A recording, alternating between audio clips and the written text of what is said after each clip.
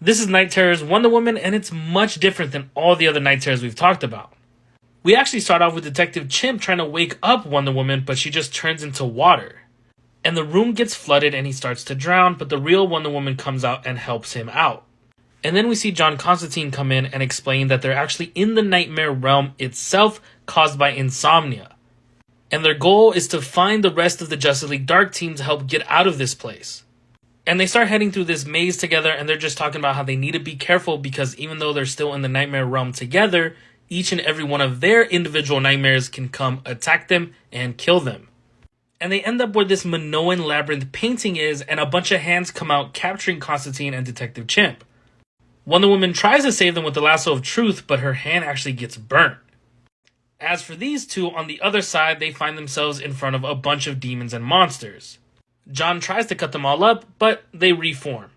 So they both decide to run away, but they actually lose each other, and John's like, screw it, I'm going to bring the Justice League Dark to me. And he tries to cast a spell, but what he finds is seeing every single person being tortured in their nightmare sequence. And Wonder Woman is trying her best to break down the wall to get to them.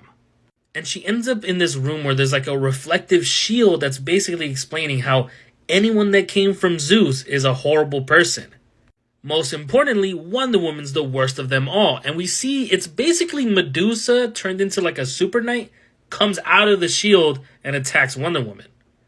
And as for Constantine, he stumbles upon another room where Zatanna is, Swamp Thing, Dr. Fate, and he's like, oh, thank goodness you guys are here, but it's not actually them. Instead, it's a nightmare sequence for him, and they're all just blaming him, saying how horrible of a person he is, how he's caused so many lies, and things like that, just bringing him down.